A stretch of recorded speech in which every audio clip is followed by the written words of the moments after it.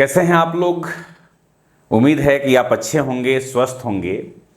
आज जिस विषय पर बच्चों ने हमसे बात किया कि सर इस मुद्दे पे वीडियो बनाइए, वो मुद्दा है शिक्षा। और शिक्षा में महात्मा गांधी के विचार को दर्शाने को लेकर बहुत सारे बच्चों में जिज्ञासा थी।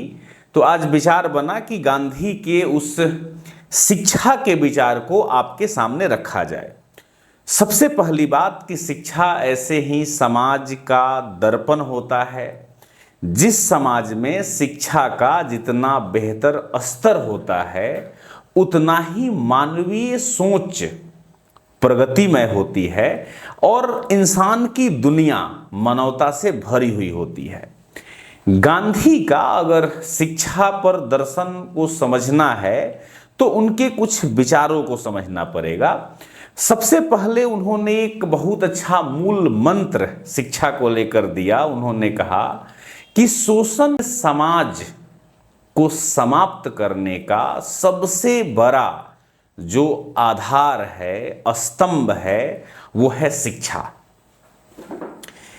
गांधीवादी एक चिंतक हैं जिनका नाम है डॉक्टर धर्मपाल।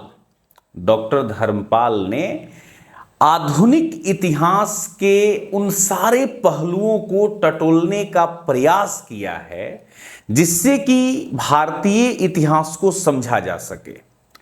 इन्होंने बड़ी खूबसूरत बात कही। इन्होंने कहा कि ब्रिटिश ने न केवल भारतीय अर्थव्यवस्था और कुटीर उद्योग को समाप्त किया, बल्कि पूरी तरह से हमारे सांस्कृतिक, साहित्य, नैतिक और आध्यात्मिक विचारों का खंडन कर दिया, जिससे हम लोग अपना भारतपन भूल गए। और इस रिसर्च के लिए उन्होंने भारत से लेकर लंदन तक के लाइब्रेरियों को छाना और एक एक चीज़ों का सही से अध्ययन किया। तो ये एक बहुत बड़ी बात इन्होंने कही। अब हम देखते हैं कि गांधी जिस शिक्षा को स्थापित करना चाहते हैं वह भारत में भारतपन लाने वाला है। इन द सेंस हमारा यह है कि भारत की नैतिक, आध्यात्मिक, सांस्कृतिक और आर्थिक जीवन को एक सुदृढ़ दिशा देने के लिए उन्होंने अपने शिक्षा के उद्देश्य का निर्माण किया। अब इनके शिक्षा के उद्देश्य को कुछ पॉइंट के माध्यम से हम समझने का प्रयास करते हैं।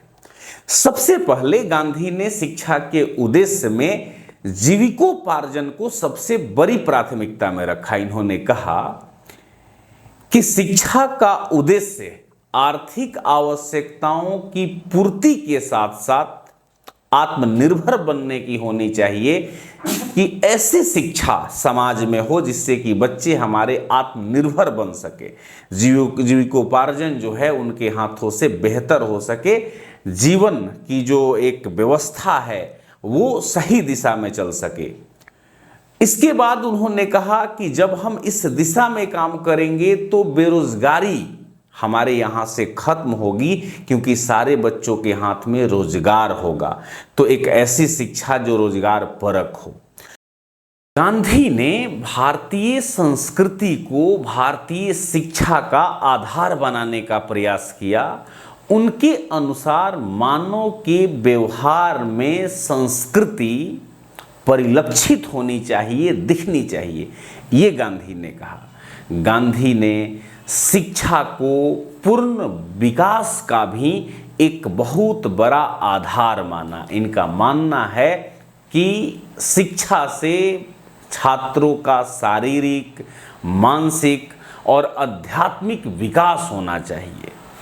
इन्होंने नैतिक चरित्र पर भी काफ़ी बल दिया।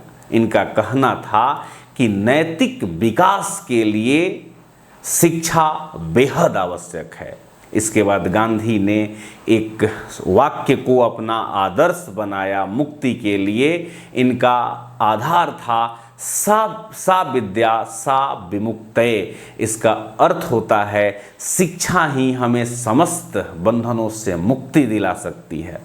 तो गांधी के यही कुछ बुनियादी आधार थे जिसके आधार पर इनके शिक्षा की व्यवस्था टिकी हुई थी। अब अगर हम गांधी के बुनियादी शिक्षा को मूल रूप से समझने का प्रयास करें तो हमें क्या टटोलना होगा।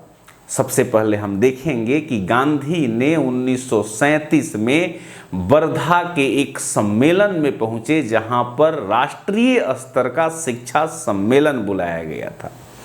उसे सामान्यतः वर्धा सम्मेलन के नाम से इतिहास में जाना जाता है। यहीं पर उन्होंने अपने सोच के बेसिक शिक्षा को स्थापित किया। ये आपके यूपीएससी बीपीएससी के प्री और मेंस दोनों से जुड़ता है और इसका आप एसे में भी इस्तेमाल कर सकते हैं और जीएस के कई भागों में इसका इस्तेमाल हो सकता है। इसमें इन्होंने क्या बताया, इसको समझने की बात करते हैं। इन्होंने मैट्रिक स्तर तक अंग्रेजी रहित और उद्योग पर आधारित शिक्षा की बात कही। जामिया मिलिया के उस वक्त तत्कालिक प्रिंसिपल थे डॉक्टर जाकिर हुसैन। इनकी अध्यक्षता में एक समिति बनाई गई जिसे हुसैन समिति के नाम से जाना गया और हुसैन समिति ने ही गांधी जी के शिक्षा संबंधी विचारों को बाहर लाने का प्रयास किया, उसको आगे बढ़ाया। उसमें उस बुनियादी शिक्षा को जो गांधी ने बताया था उसकी एक एक लिस्ट की चर्चा करेंगे। इस पर मोहर लगा 1938 में जब एक सम्मेलन हुआ, सम्मेलन या अधिवेशन आप उसको कह सकते हैं, कांग्रेस का हरिपुरा अधिवेशन, जिसके अध्यक्ष सुभाष चंद्र बोस थे। तो इस अधिवेशन में जो वर्धा रिपोर्ट बनाई गई थी गांधी के बुनियादी शिक्षा के आधार पर, उसको मान्यता दे दी गई। क्या थी बुनियादी शिक्षा, हम इसका जिक्र कर लेते हैं पॉइंट वाइज। इसमें गांधी ने कहा था कि 7 से 14 वर्ष तक के बच्चों को या बच्चियों को निःशुल्क और अनिवार्य शिक्षा दी जाएगी। आज भी आप जानते हैं कि आज भी हमारे फंडामेंटल ड्यूटीज में इसकी चर्चा की गई है और अब तो ये हमारे फंडामेंटल राइट का भी हिस्सा बन गया है। तो इन्होंने बात कही। दूसरा बात ये कहा इन्होंने कि शिक्षा का माध्यम मातृभाषा होना चाहिए। हिंदी भाषा में हमारे यहाँ के बच्चे और बच्चियों को अनिवार्य शिक्षा दी जानी चाहिए। भाषा आपको बताएंगे कि पहचान भी कई तरह के होते हैं, जैसे भाषाई पहचान, क्षेत्रीय पहचान, इस पर भी चर्चा करेंगे और क्यों उन्होंने कहा मातृभाषा में शिक्षा देने की, इसका भी हम कोई विस्तृत चर्चा आप लोगों के बीच में लेकर आएंगे। इन्होंने संपूर्ण शिक्षा की जो व्यवस्था बताई वह शिल्प को आधार मानकर बताई। इन्होंने कहा कि शिल्प की शिक्षा देकर हम एक अच्छा शिल्पी का निर्माण करेंगे और उसे स्वावलंबी बनाएंगे और शिल्प की शिक्षा के माध्यम से बच्चों में सामाजिक और वैज्ञानिक महत्व को भी डालने का या उसे समझाने का प्रयास किया जाएगा। तो उन्होंने बहुत बड़ी बात कही। इसके बाद उन्होंने शारीरिक श्रम को काफ़ी महत्व दिया। उन्होंने कहा कि सीखे हुए शिल्प के जो लोग हैं, शिल्पकार हैं, वो काफ़ी अच्छे तरीके से परिश्रम करेंगे और परिश्रम करके अपना जीविकोपार्जन कर सकेंगे। उन्होंने शिक्षा बच्चों के जीवन, घर, गांव या कह सकते हो कि ग्रामीण उद्योग, मतलब बच्चों का जो जीवन है, घर है, ग्रामीण उद्योग है, हस्तशिल्प है, व्यवसाय है, इससे पूरी तरह से जोड़ कर रखेगा। मतलब उसके परिवार में भी यह सारे छोटे छोटे उद्योग की स्थापना हो सकती है और लोगों की ज़रूरतें पूरी हो सकती है। इसके बाद इन्होंने एक बहुत महत्वपूर्ण बात इसमें अपने विचार में रखा था, वो था कि उन्होंने अपने इस पूरे सिलेबस में, अपने पाठ्यक्रम में उन्होंने अंग्रेजी और धर्म के शिक्षा को महत्व नहीं दिया। अब आगे के कड़ी को समझने का प्रयास करते हैं कि इनका जो बुनियादी शिक्षा था वो किस तरह से भारतीय परंपरा और व्यवस्था से जुड़ा हुआ था। ये बहुत मूल्यवान है इन चीज़ों को समझना, क्योंकि हम गांधी के उस विचार तक पहुंच नहीं पाते हैं या हमें उस टाइप का समझ हमारे अंदर विकसित नहीं हो पाता है। गांधी ने जिस बुनियादी शिक्षा के पाठ्यक्रम की नींव रखी उसमें आधारभूत शिल्प की बात की गई थी, जैसे कृषि, कताई बुनाई, लकड़ी का काम, चमड़े, मिट्टी का काम, पुस्तक कला, मछली पालन, फल व सब्जी की बागवानी की बात उन्होंने की थी। और बेसिकली बच्चियों के लिए जो लड़कियां हैं उनके लिए उन्होंने कहा कि गृह विज्ञान वो ठीक से पढ़ें, और वो जो है एक व्यवस्था बनाने का उन्होंने प्रयास किया। एक बात और उन्होंने बहुत अचूक कही कि स्थानीय और भौगोलिक, मतलब आपकी जो भौगोलिक व्यवस्था है, जहां पर जिस प्रकार की चीज़ों का डिमांड है, स्थानीय, क्षेत्रीय और भौगोलिक आवश्यकताओं के अनुसार बच्चों को शिक्षा दी जाए।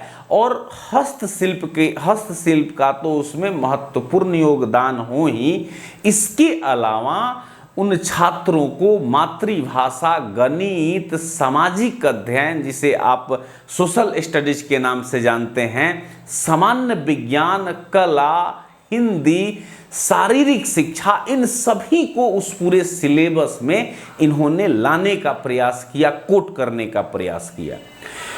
शिक्षण विधि का जो है एक्चुअल में इन्होंने एक आधार बनाया कि यह अनुभव इसमें सबसे ज़्यादा मायने रखेगा। ये जितनी सारी चीज़ें हमने बताई, यह शिक्षण विधि जो है आपको एक अनुभव प्रदान करेगा और वह अनुभव आपको काफ़ी महत्व का बनाएगा।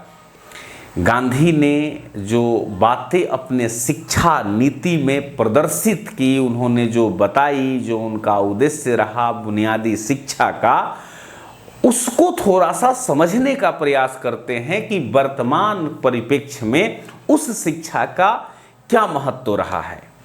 गांधी ने जिसे प्रतिपादित किया शिक्षा को, जिस शिक्षा को, उसमें सबसे महत्वपूर्ण बात यह है कि छात्र और छात्राओं को निःशुल्क और अनिवार्य शिक्षा देने की बात की गई।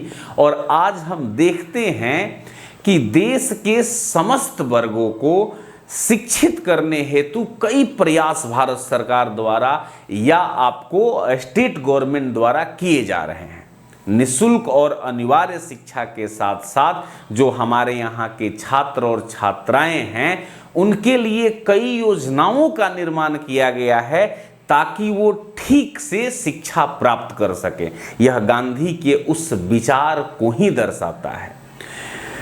वर्तमान में हम देखते हैं कि आज जो हमारे युवा हैं इनके पास कई डिग्रियां तो हैं लेकिन रोजगार नहीं है। गांधी ने शुरू से ही रोजगार परक शिक्षा की बातें कही। अतः गांधी ने बहुत पहले ही इन समस्याओं को इंगित कर दिया था और उन्होंने अपने बुनियादी शिक्षा के माध्यम से उन्होंने उद्योग आधारित शिक्षा पर विशेष बल दिया था। छात्र किसी न किसी हस्तशिल्प को सीखकर आत्मनिर्भर बन सकते थे, बेरोजगारी से मुक्ति प्राप्त कर सकते थे। आज के समय में वर्तमान में व्यवहारिक शिक्षा तथा व्यावसायिक शिक्षा को बल दिया जा रहा है और ये कहीं ना कहीं गांधी के उद्देश्यों से ही प्रभावित है। गांधी छात्रों में मानवीय गुणों का विकास चाहते थे।